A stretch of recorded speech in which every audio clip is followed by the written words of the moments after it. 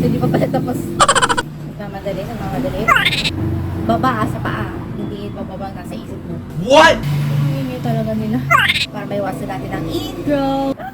Hi, my loves! Today's video, maglilinis tayo ng ating nails. Yeah, si Harley Try.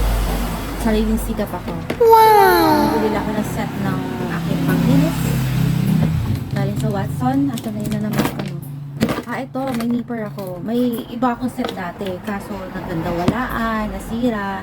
Pinapailan ko sa iba. So, ngayon, exclusive lang para sa akin. Ayoko nang pahin.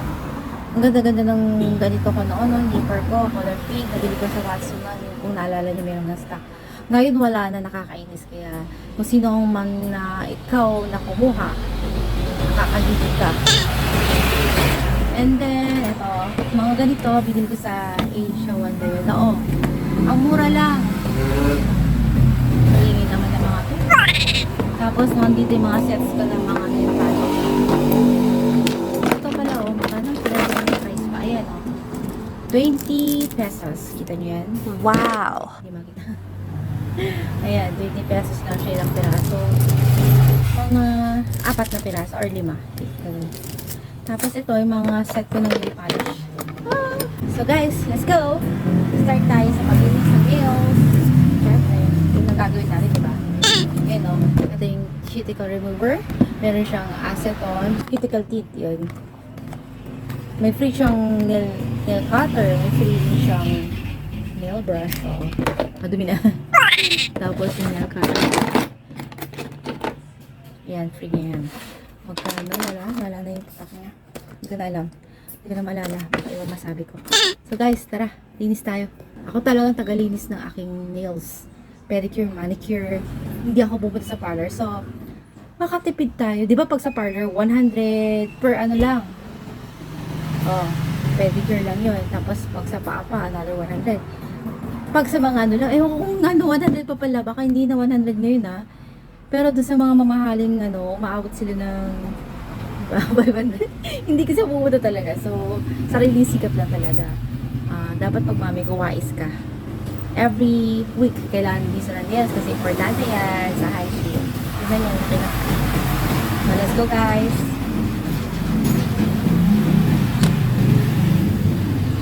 Ginubutasan ko lang itong ganyan. Tapos tutulog ko lang ganyan. Talaga mahirapan. Tapos one time, nung binaba ko yung ganito ko, nagtaka ako bakit ang laki ng butas. May gumamit. Hindi ko na pinapagamit sa iba. Kasi napopya na ako. Yung scent ko no. Sige na lang kayo. Yan. Diba? Walang kahirap-hirap.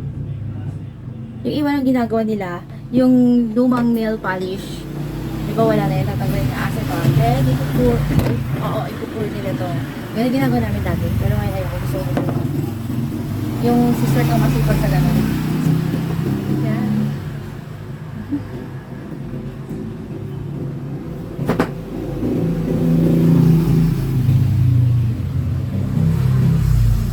Sa balamit kayo, kitam. Itoy. Ayan. Sabas ko na. Oops. May nagbago ba?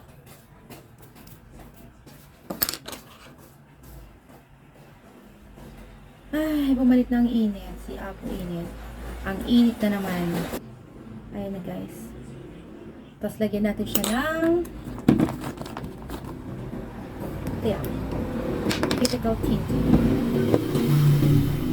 Ayan. Gamit ito para hindi ka malagyan ng fungus, bacteria. Panayin na. Pag-isipan ko pa kung mag-nail polish tayo. So, punta naman tayo sa aking paa. Paano papakita sa inyo? Naka-shorts ako. Biglang. Parang agad yun nasa isip ko. Meron pa pala dito. So, hindi pa pala tapos. Ano tayo dito? Bago sa paa. Kaya, nagmamadali. Yan. Habang pinapalambot natin mag-nail cutter na sa atin. Dapat, diretso ang cut. May ka na diretso ang cut ng ano mo, nails mo. Lalo na sa baba. Baba sa paa. Hindi bababa nasa isip mo. What? Mas gusto ko square. Apay, nag-ringgol kayo. Square lang, pati sa baba.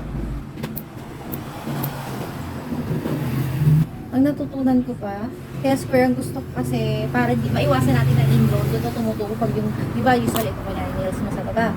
Tapos, ang cut mo, ganyan, yung talagang ginaganyan mo, magkakaroon talaga ng ingrown, lalong yung pagtubo niya, lalong gumagano yung curve niya. Like, ano ba, ito, dito yung curve, lalo nagko-curve, kaya nagkakaroon lalo ng ingrown. So, dapat square lang, diretso lang yung cut mo. Hindi talaga nila. Kaya, sinayin natin na square yung cut ng nails para maiwasan natin ang ingrown. Ay, ito pala. Nilagay ni Mami sa hair ko kanina umaga. Wow! Hindi ko natatanggal. Ayan, naka-square lang. Okay na ba?